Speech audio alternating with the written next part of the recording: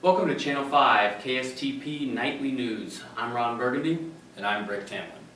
Tonight, our top story comes from Community Hospital, where there's been practice of unethical drug use in research projects. We have a variety of people on the show tonight, including lawyers, patients, doctors, and other people from the community to share with us about this ethical practice.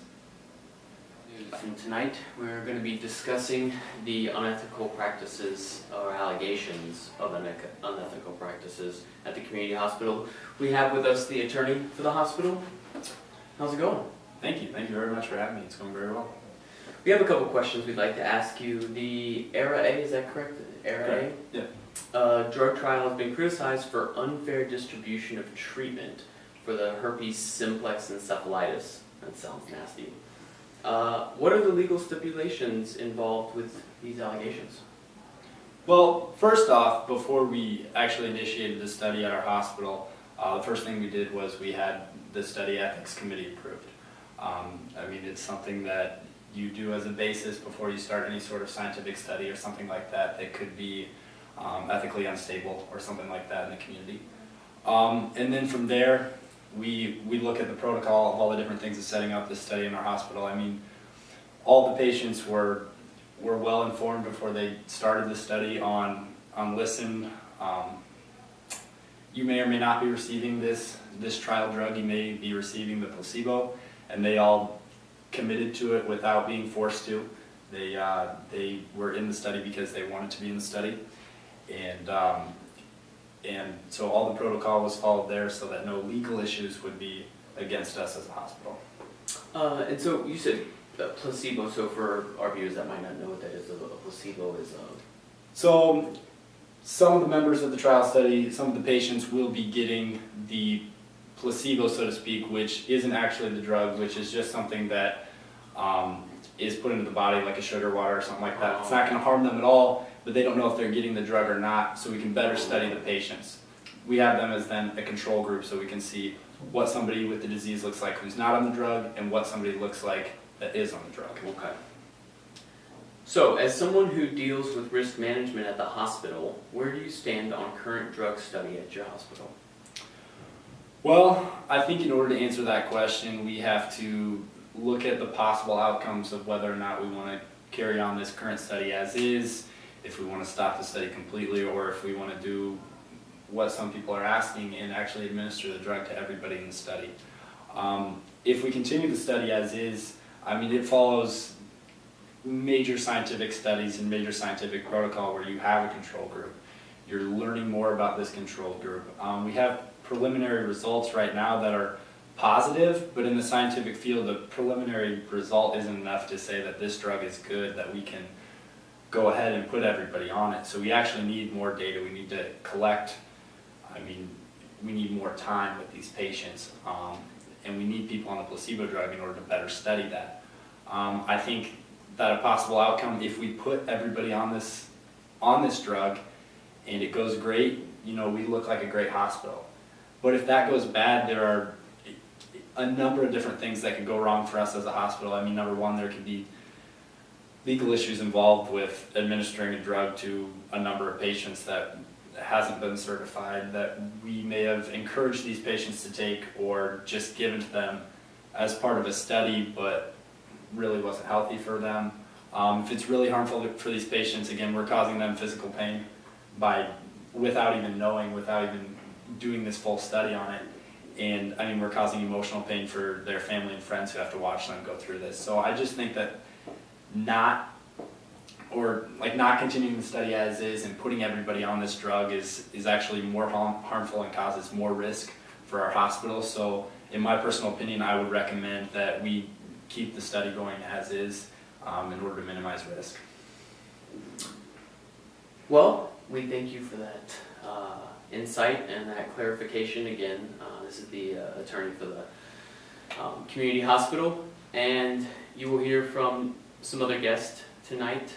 Welcome back. I'm Rick Tamlin, and with me here today I have someone who was once a patient at Community Hospital, but was not a patient who was involved in the current drug study.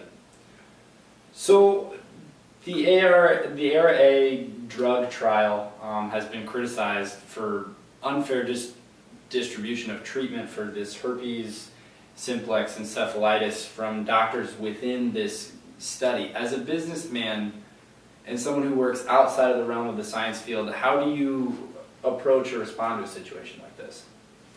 Well, first off, thanks for having me on the show. I'm a civilian, businessman, local community, who was asked to participate, who was asked to be part of this committee to just have an outside view. I think that initially I was kind of unclear on what was actually going on, like what the trial was and how the trials work, how the drug trials work. So I went and found members of the ethics committee and I spoke to them. And I'll get to your question in just a second, but they pointed me in the direction of the FDA, and the FDA has pretty strict guidelines on the requirements for these drug testing, specifically for human trials, and it takes a very long time for a drug to go through animal trials and even to get to human trials.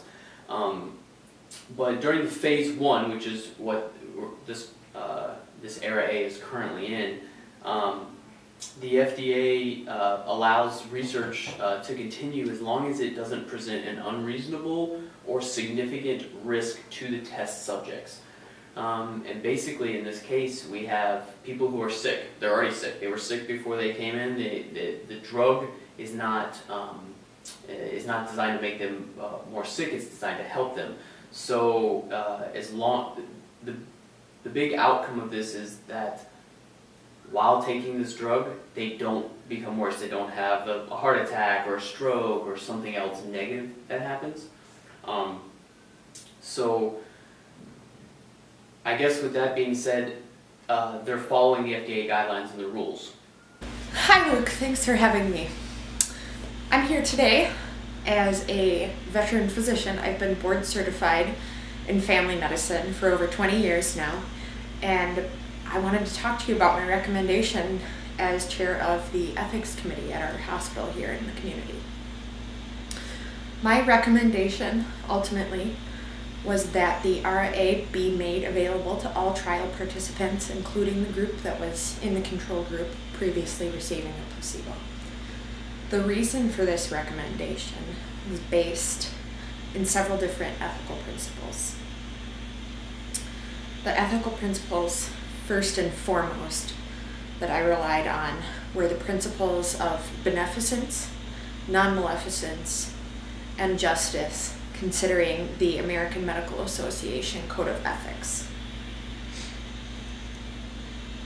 I believe that it is the right thing to do and most kind, really of the most benefit to the patients that I serve and that I am treating, to make available to them this treatment.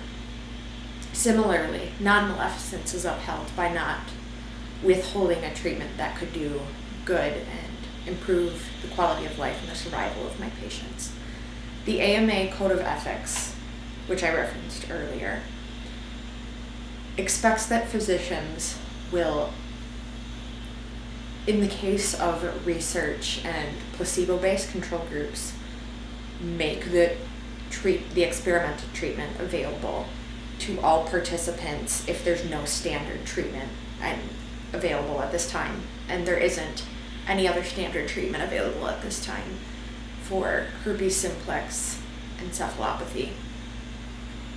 So, in the best interest of the patients for whom I'm caring, I should make available to them the treatment that we believe has shown some efficacy.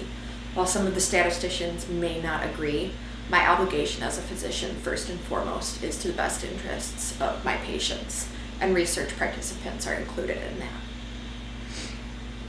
I recognize that there are some significant effects on the families of those participating and on the community. One of the ways that making this treatment available serves the families of our patients is to reduce the secondary suffering. It's difficult to watch someone you love be in pain, And patients who are being treated for viral encephalopathies often will present with a fever, change in their level of consciousness, and it is exceedingly difficult to watch your loved ones suffer.